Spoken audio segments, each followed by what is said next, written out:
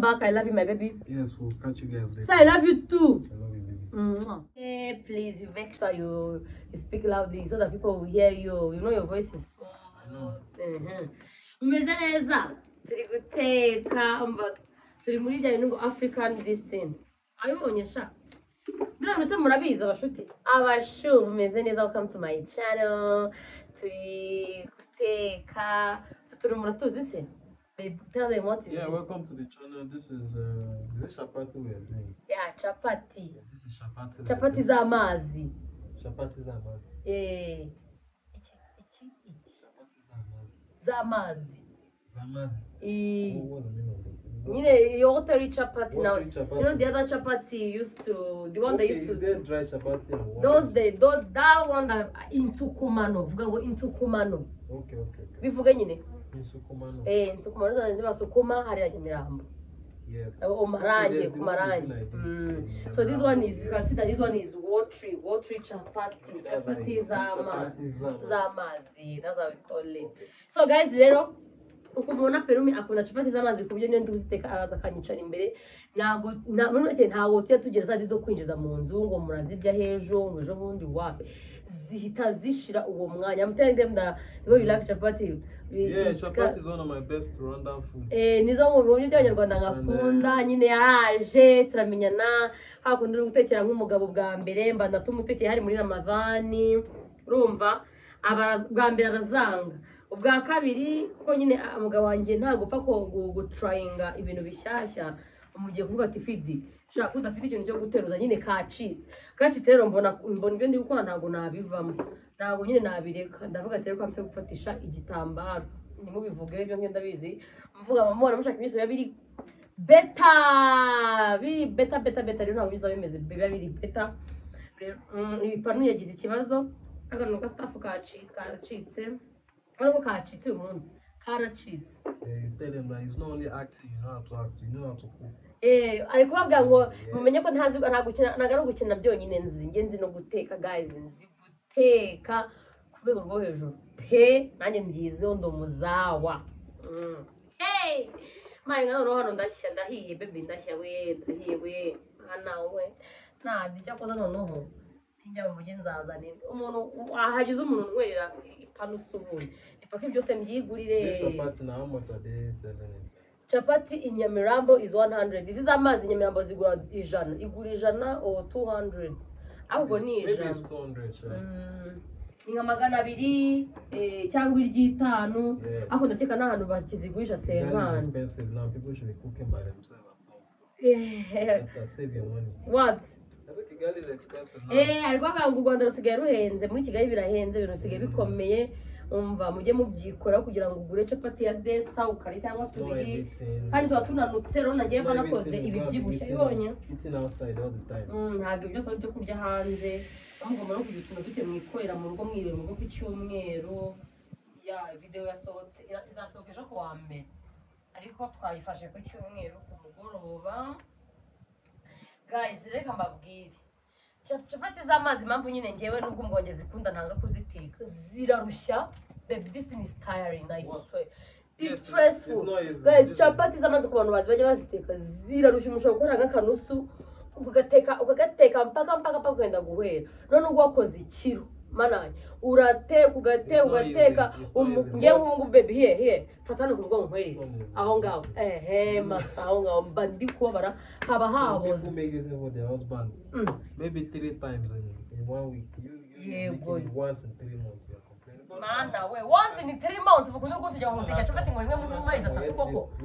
Mana we people why you embarrassing me? I'm not embarrassing you, I'm just saying truth. Mana we It's a long time we ate this thing, so why are you making it seem as if I'm not embarrassing as well? Baba, you like bread when? now? Maybe Don't say maybe. August. Hey, Chineke People ask, me. can I ask the camera? Hey, wala deo. The last time we ate it, I think maybe it should be August. Na dinje dero kuye chapati. It should be August, maybe. Ile natubwire. Nande ne mu cameraman wacu nirya. It should be August. Ego kwashize imyaka ijana. She said 100 years. It's been a long time, yeah, I'm not lying. Okay, no gwera umunsi ko wabimenye. So bimenye kuziteka. Yego. Kugeza juzi batekera marabega abantu ushaka kuza muransebye we. Obeje vango Jeanne ntabwo ajya atekera chapati umugabo. Rose so ukunda imigati. You like umugati than chapati. Umugati, when last time you make? Oye ndavuga. You know that day. No, I'm talking Is about it last month? No. No. Is it August, maybe August. No, I'm talking about but we bought bread a lot than chapati. That's what I'm saying. Tugura atakambabwira tugura umugati n'ubu tuvuga nk'urugero sinatetse chasi n'utetse chapati ariko nye kwa mbona raje azanye mandazi ngayibaze ndi guteka chapati azanye n'amandazi ubu ni mugora arazana imigati umuganya akunda imigati abanaje akunda imigati cyane none urebe wabona waba hari umugati paki ejo hari yindi zisimburanwa ukateka chapati cyeka warapfuye nyeke kangiye guhotoka my love before I got this for you, at least stop buying bread every day. See now I made chapati. You want to buy mandazi? They tell you to buy mandazi. It's not that they're wasting now. My baby does not eat mandazi. Look at you want to get mandazi. Now the macaroni here will not get a shizzle. Stay here, stay. I talk to them. I'm not going to buy muguru in one second. I'm going to buy nyakagore. Kwa kuni nyini muno. Abayiwe mu rugo re Europea na ambaye wa nyini jo. I'm bring charcoal. Yeah, bring charcoal. Can you bring it? Let me bring it. Kayanza ni. Nzadira makara sheri. So guys rero mwese mbakunda ndavuze uti reka mbere kubindi byo umugabo nyakunda dore ngutu na design no baturebe dore ngutu ducupati. Tubigaragara dore ducupati umva turaryoha reba si chapati zo ziryoshye nagira umuntu uvuga ngo ibiki ubu ndabye nawe cyo nawe mwabura comment niba mbakunda mani mu comment kandi nziza zinyubaka naravuze ngo banufashe sinke zigiye nateka ariko nakaze agari bya buri wese gukora chapati z'amazi zisaba ubuhanga zisaba kudashyira amazi ubuto bwinshi gukoresha ibintu byoroheje ku bantu babashaka kumenya nyine chapati that's what I was going to tell them ku bantu bashaka kumenya nakoresheje nafashe ifarini nkoresha amagi ndapiramo karoti nshyiramo secret vanille urayizi vanilla nyine za secret vanille nshyiramo umunyu nshyiramo n'igitunguru kinagiseye ntabwo ngeze nshyiramo indimu ubundi akenshi nshyiramo wakunze ufata indimu nyine igishwa ukakirapiramo byo ntabwo nabikoze izi nizo zangiye dukunda nyine ziba ziri natural now like some people add milk they add brew band crepe do you remember when we were living in Nyamirambo that Bijou brought one chapati yeah Bijou brought I gave it to you. She bought for me. I did not eat because I don't like crepe. Crepe is that kind of chapati. Nuko njye nawe nzi mutekera ko ngiye ibintu narya sinabite. Kandi abiza arabikunda. Ako ngiye guteka ikintu kirimo amata. Tuvuge nk'igikoma kirimo amata guys. Ibintu bya hamburger harimo cheese. I'm telling them what I don't eat. There's no I don't used to do that crepe for you because I don't like milk. Ntabwo ngiye nyabundi ibintu birimo amata. Yego nibiko nyine meze kandi ntabwo nabitekera umuntu ntabirya hana ndazi kugisha uziteka I will teach Nadia how to do it so she can make it for you. The one of crepe? Yeah. Zisha Nadia ajya zigutekera ko nabonye warazikunze njye n'umuntu ugeze kuzima twe duturanye mana nanga gukora mu makara se ngiye kubeshya ariko ndatabaye ufide ari rata amazi singiye gukora mu makara urumva noneho crepe zo njye mpamvu nazikunda nataba harimo amata none ubaze bashyizemo na bureba yewe nanaruka none igikoma kirimo amata nanapfa sinzi ngo ibintu ngo by'amahambaga umushaka ashaka kuma hambaga nazashyiremo cheese baby I don't like cheese as you see me like this. Cheese is not bad now. I don't like it. I don't eat it. I don't eat cheese too anyway. Yes, even like as pizza ntabwo nyarya pizza kubera iriya noza bashyizemo cheese. You don't eat pizza? I don't eat pizza now. When did you see me eating pizza? Normal pizza. Have you ever bought me pizza? In the past, you used to eat pizza. Have you ever bought me pizza? Many years ago. No. Have you ever? You bought it some time ago. You buy pizza. Maybe like I don't know. Maybe in 2022. You, Pelumi. That one that has egg. You are talking about that one we made at home. No, the one we used to buy at. I've never. That one I never ate it. You don't know. we wanted to buy it, but I said I can't eat it. Those are ambitious. Maybe I don't remember. Never. I can never. But we used to make pizza kind of at home. Pizza ari kuvuga, ari kumbwira. Pizza of Listen to me. Ufata ibirayi. Now let me tell them it's okay. Hari pizza twinajyaga nkora. Ufata ibirayi ukabitogosa. Wabishyizemo agatema agatunguru agapuwaro seleri ukabiteka ukabicucuma wabiteka hasi bikumuka nyine wabigize nkaho nyine nta kubicucuma cyane wabicucumye cyane anyways warangiza ufata amagi byahoze ukayavarangamo ukayakubitana ugashyira ku ipanu nyine niyo pizza ari kuvuga pe. That's the pizza you're talking about. No, the pizza I'm talking about ntago ari kunyumva ndi kuvuga za I'm talking about the normal pizza. I'm talking about pizza of outside, like if they don't add cheese, because there's a way they can tell that don't add cheese. Besides, I ate it once. I ate a whole pizza. I didn't know why in the near. Now when she birabi stuff. Ariko nje nyine nabibona gutya nabibonye. Niyo waza nutayishyizeho manyika ko wayishyizeho. So ibindi nyine tuvuge nk'abantu bakunda gukora ama content bashyiramo ngo bagata nk'imbuto ngo agashyiramo ngo smoothie bagashyiramo amata. Smoothie is good. I cannot eat it because of milk. Smoothie is good. But because of milk, no. But you drink milk. Amata nyanywa ari ikivuguto ariko ntabwo nayanywa arimo biriya bintu. Yeah. It depends on how they make it. See, they make it well. Bidategura atari ukuntu babikoze. Abashu. Nabonye umugabo wanjye try give you chapati and test it. Bring it up. Kamuhe ko gachapati yumva ko kameze. Have you washed your hand? Wash your hand. Let me wash my hand. Yikuma agachapati agatesting yumva ko ameze nyine yari yariyeho ya mbere ariko ubu ngubu nyine tungutu twongeye nkundi yo baze bimaze kuduteka ashize umwanya ipanu yamaze kumenyera tuba twumutse twafashe irangi. Guys turaryoshye man fashe sinke gusa. Okay, no, have you done washing your hands? Don't clean yourself like this. Okay, take. Let me taste wonderful.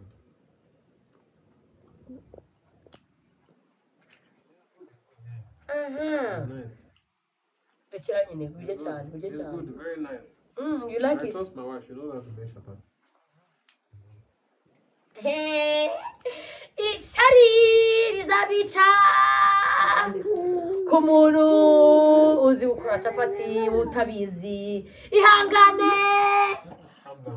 wanditse nk'iririmbira uzi icyo shasa umugore w'umukinnyi wa filime ntabwo rubizwe bana we chapati irapfuye kambere ngo tugiye kubirya ubirya wowe nande reka tuyigire gutya nandi yayiriye sibyo atuyirekereho gutya tuyirye munyitekeye cameraman wanjye.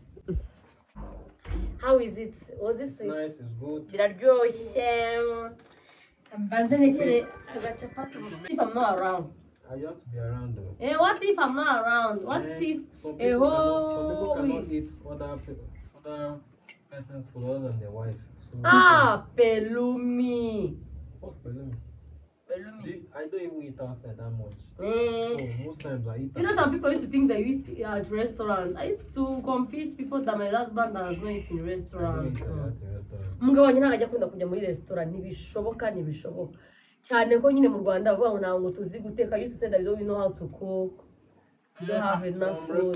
Guys, rero nyine amaze kurya chapati amaze kurya nk'icumi. Baby just ate like 10 Which are 10 chapati? You ate it 10. Which 10 Amaze ratarebye ngareba namwe murebe. Reka nyabo we ori imwe. Reba ahantu chapati zari ziri. Sibyo reba bivuze ngo zari ziri hano. None reba n'iziri kisahani ntago nigeze njyana mu nzu kuva twatwaye reba utwo maze guteka nano ubuzone 10 zirimo ntazirimo pe hana chapati 10 zirimo. You guys will make your own. Ngayibaze ngo ziracyari ngize nize ngo tujye kuri zacu.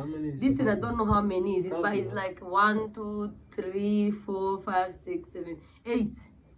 Rekura ndakuzi akanda wenda hagiyeho tuzane isahani tuzipfundikiye chapati umuntu ari kuziteka ateka apfunikira kubera ko hari utuntu tuguruka tukajyamo sani barayitwaye ariko turayigara tuyishyira ko ahantu turi tumeze neza nta rimwe mba nta birenze ariko tuzane isahani cyangwa uzane yanoza tuya tuzipfundikiza urayizi yindi urayizi nta mpamvu yo kuyikubwira naza kuvuga ibitabye bakanyisekera abiza abafana baye Imana cyangwa z'abanyarwanda murasekana akantu gato yarakotoye nigeze gukotora ejo bundi baby that day I want to do the day I went to do interview on 3D they were asking about me awards yari kumbaza ibintu by'ama award mba nkoze ikosa mvuga ama award mitano I made a mistake and say I'm a award.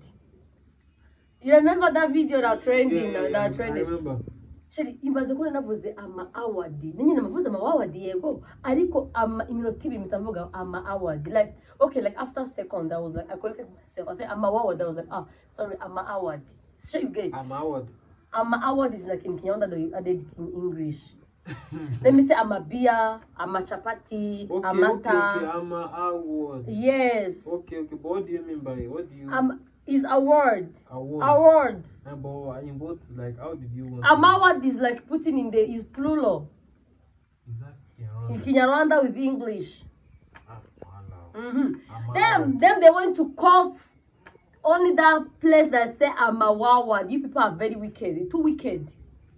And all of them were like, you people, mujye mu Kinyarwanda, mujye mu Cyongereza, nako mujye mu Cyongereza muzi. Abandi they were like nonsense 3D guys. What can't they cut that place? No, maybe they're too wicked to trend. Yeah, that's not good to embarrass somebody now. Is it not embarrassed? But I don't understand. Why did you say I'm an award? Do you want to say you got an award? No, they were talking about this Mashariki that one they don't minute me.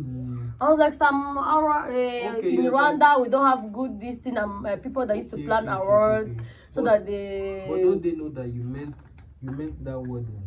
It was like I made them instead of saying I'm an award, I say I'm a wawa. Okay, I'm a wawa. Yeah. It's a mistake now. It's a normal mistake. People are like, thank God though, it's me I'll be speaking Kinyarwanda I know. I can't speak English and I don't know. Rwandans, as if and English. So Abi no njye ndikozaga kosa ni kujama wawadi bamwe baravuga ngo ubundi ngano mutazi Cyongereza ngo nimwe mwagiye mu Kinyarwanda ndavuga se ariko nabizi barabizi ko nyine abantu bavugaga amagambo bivuje utwambo ntago abizi Cyongereza myiza ahubwo nuko wenda umuntu yakora mistake kaso mu Kinyarwanda ntago umuntu akotora ntagateye imbogo.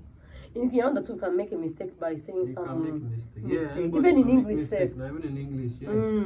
I love you so much, baby. People and their wahala. People and their wahala. Hey! Maybe that is the exact place they use for title. For title. That's the one they use though. That this girl, she's complaining about his award though. Her award though. Please give her my award though. Mana we abanyarwanda mana cyakoza murasekana kambabwira. Do you know in Rwanda is only country that where I saw even if somebody knows English, even if you know that he knows English or she knows English, if she or he made the mistakes like this, that's wala for you. People will just forget that you know English, yet they go. There's a day when Shadibu, I think she made a mistake in English. She went to Tanzania and she was she was doing interview. They were asking her in English. She made a mistake. Babe, I believe that people that understand English, nobody can laugh at her. Abantu bazi Cyongereza nagusha kurutse ku muntu wishi wavuze ijambo rimwe mu Cyongereza n'abazungu muzabirebe ukuje umuvugisha n'abategeye baje mu magari ukuje umuvugisha ntago ashaka kuguseka ahubwo twebwe nitwe dusekana twebwe ubwacu nyine twebwe kana wa umuntu useka abantu batazi Icyongereza ntago abakizi. People that laugh at people that don't know English or that made a mistake in English, they don't know English. It's the ones that don't know that laugh. Abantu batazi nimwe museka cyane kuko nawe kugeza ntiwabishobora kubivuga. Nibyo kosa yakoze Shadibu mwaramusetse nanjye numva ndababayengiza agahinda kuko ngiye kuko nabanye n'abanyamahanga cyane urumva nta munyamahanga ushobora kuguseka uko wabuje kose nk'ubu ngi ntuganye dukunda kujya guhahira ahantu n'umuntu akamuvurira mu kinyarwanda azanye nawe mu kinyarwanda akamuvurira mu cyongereza gipfuye pe akumvagize nabona yasetse umuntu w'umunyarwanda utazi icyongereza. I'm telling them that I've never seen you laugh at anybody that speaks long English like made a mistake. Kuva namumenya nabo n'abashuti be nabo twahuye. That's how you get that. Yego ahubwo abangaba bishimira atavuga ati wow uri gutryinga nyine wo yishimira ko byibuze niyo confidence uyifite abi even the confidence abanyamahanga bo atatekereza wow niyo confidence yo ko byibuze bonagejeje kukivuga nyine byibuze byo birahagije ariko hano hehe reka yiri umuntu uvuga icyongereza agantu gato cyane mana yanjye acice ahita biciro ry'imigani ku mihanda. So my husband turashaka tugiye kuganira ku bintu bijyanye n'ibiryo kuko nitwe twababwiye.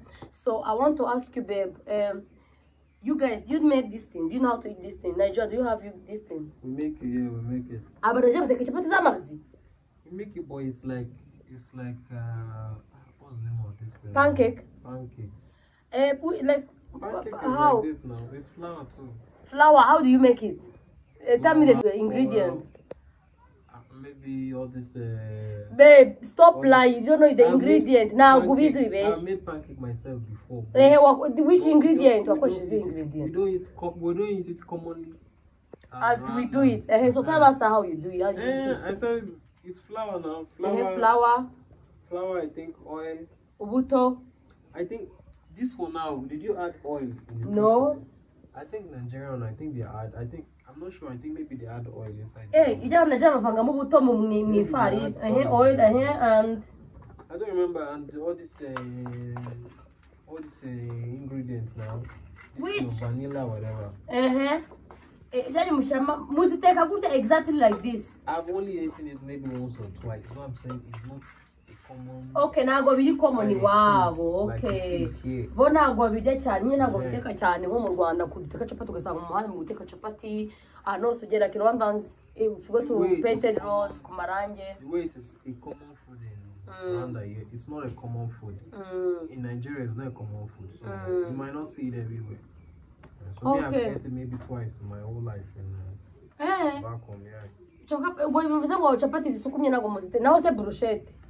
Bruschetta, do you eat bruschetta? Nigeria don't say this thing as food. They just see it as. I'm talking about bruschetta. Do you eat bruschetta in your country? It's common now, yeah. Namwe murazirya? Bruschetta is common. It's common. It's even much more easier to see than this. Okay, muri Nigeria bruschetta nabo barazigira, ako nizo zo kubona kurusha.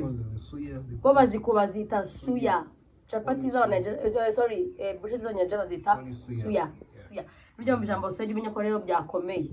Ni bruschetta za Nigeria. They spice it a lot than your own. They put too much pepper. Izaba Nigeria ngo ziri mu rusenda rwinshi kurusha izacu nyine. Twige wacu uhakinya itari mu rusenda bayibona ko abo ziba ziri mu rusenda nyinshi, sibyo? Yeah, they put too much pepper on our wait. No, mwabona mureke mabwire nyishakana na tukibana nyine na Pelumi nyine. I'm telling them that the way nyine nyibana na Pelumi na twateka urusenda. I'm telling them the way like twarafataga tugakata nyima ngiye guteka nk'inyama nkafata insende 3 nkazikata ntaguva ngo ndazitogosa ko turi mu dushyiramo ngo yengo oya nugukata. I'm telling them I used to chop pepper ariko ngabonye ntakirya urusenda narumukuyeho. Ibintu byose nagakingo nyine binagakije ibintu nyine by'iwabo nabimukuyeho. Abantu bose baransuraga bati mana yanjye mushuti mbaba rwose umuceri ugiye kudutekera mbona nukiye mu rusenda gwinshi nateka umuceri uri mu rusenda, inyama ziri mu rusenda, ibirayi biri mu rusenda, ifiti iri mu rusenda, everything was pepper. Na hano mbere remember that before I used to put pepper too before we gave birth to Abayom. Bean cake. Yeah, bean cake. Bo bafite ukuntu ibishyimbo byabo nk'abantu nyamfite abantu bagiye kubinzanira iwabo muri Nigeria. Hari ukuntu batuma ibishyimbo by'aba Nigeria. Ibyo by'aba Nigeria ni byiza yarayibabwiye ko babitekera iminota 30 babihiye. Noneho ubifata ukabyara ku isoko bakabisya. Bamara kubisya, I'm telling them the way they used to do that bean cake. Bamara kubisya ukabisya n'urusenda ugashyiramo igitunguru, ibinyanya, sauce tomate. Do you add tomato self? I think Yeah, small tomato. Ukabikaranga sheri bameze nka baji. Spice. Spice? Yeah. That green this thing. Yeah. You can add some other flavor you want to add. Ariko ndashaka mwe mu bafana banjye nzabatumire one day duteke jollof rice umuceri wa Nigeria muze mbaheho. We'll make that that moi for them. Babe, we should make moi. We buy beans. Yes, besides beans. Yes. Tuzakora keke ya yo mu bishyimbo bayita moi. We blend it. Biraryoha we, but that thing is sweet. Shawa nyine twige mu Rwanda ntabwo we don't know how to try new food, I swear. There's a guy I showed crayfish and shrimps. Twasohokanye ejo na ba Jojo na ba Minister wari murebe Nimbaravi noneho mbereka shrimps ni meze nk'indagara cyangwa indagara cyangwa isambaza zo muri Nigeria. Nitwo tumeze gutya abantu bari bazi Nigeria barabizi. We can't eat this thing. What is this? I can't even vomit. I was like, oh my goodness, this thing is very sweet. They don't know that's why. It's but seafood now. Seafood z'aba Nigeria ziraryoha. Not Nigerian seafood, it's seafood. It's even general food. Even Chinese, Chinese abashinwa barya crayfish, seafood, crayfish, barazirya, shrimps. Ako twebwe mu Rwanda don't have it. You have it here, maybe you don't know. Isambaza. You might have it. Do you know isambaza? Maybe there are no big rivers here. Yes, we don't have it. But isambaza, you like it. So kundi isambaza se? Isambaza. Naguzizi. Naguzi isambaza. Nazuzi. I don't know it by that name. Maybe I know it by another name. Okay, kare tuzita isambaza. No, nese yo nagutekeza. Seafood. Hey, chinyakeme. They go with that small fish that we used to eat that you put salt and eat self. But you not tell me it's sambaza. Mano nje nahuye ko zitwa nguciri rero ngakagira inkuru. Navuze ko zitwa nguci. I have a lot to learn, but you've been as if you're telling me. Did you tell me? Tell me whenever I said that. It's small fish, but I don't know if that's a sambaza. Mano, wait. What? Maybe there's another word for it. There is isambaza. Wese gatonya ngo hari isambaza hari na Zanzibar. Zanzibar. Wowe Zanzibar you're talking about. Where Zanzibar nakubwira that the one that has no head. Ntabwo zifite imitwe, na mitwe iriho. Zanzibar is the one that is dry. Insambaza is the one that used to fly. Mana we abo bangora byibagiwe wimbeshye. It's common you used to tell me, so I used to assume. Akwero wimbeshye. Thompson dorazizo. Thompson is normal. Murazigira iwanyu byo ndazizi. Si muzigira iwanyu? Thompson is normal. Ntabwo byumva dizi. Onyera muzigira. Yeah, I know Thompson. I know Thompson. I know Thompson fish. Don't mind this man. So babe, I was asking that nazo mugira means nago you don't have it in your country. I know you have it. Thompson. You guys have a lot of seafood. There are a lot of rivers, so there's a lot of fishes. Yeah. So guys, rero another time. So next time tuzaza tomorrow. tuanze tubumvira ukuntu capati zimeze nadi nago nguhaho sinaguhaye anade wazo capati ziri imwe mwana wala atari kumvise nadi nariye zingahe uranyumvishije reka kanomvera ndio tese nzuko bimeze kumira ngumva ishyari riranyishe bana uhera hu yo binagiye neza buretse ngiye nkunda capati fashiranye I might know your guest here. What's wrong with you? You're not going Sure, eat. Give me no. Gatoya.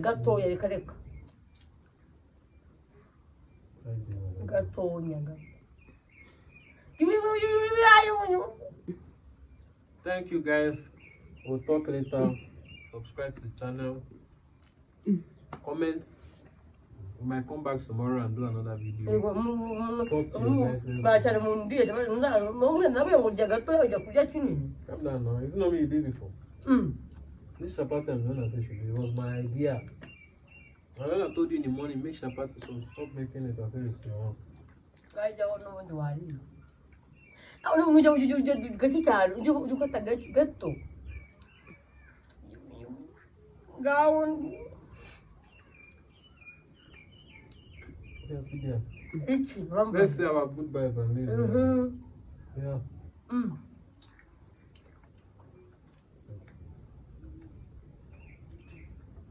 How is it? Fruit? It's like, did you add any salt in it? No. It's okay. Oh, okay. I want to come remember how many mark. Rate it. Maybe 8/10 now. Ha! That's small. You give me 10 back. You know that we've made better ones than this. Yeah, we may. So this I am not equipped to me. It's 8/10. I don't know. Maybe because I think maybe salt. I say you don't want to add mint. Okay. Quando usiamo umunyu mwinshi kwa ko mama wanjarwara hypertension. Nanze kuongera mimi mama bivuga ngo mayimunani. I love you. Bye, ciao. Yeah, bye guys. We'll come back. I love you, my baby. Yes, we'll catch you guys later. So I love you too. I love you, baby. Thank you guys for supporting us. I'll tell you that I'm in chat. We are grateful. Bye.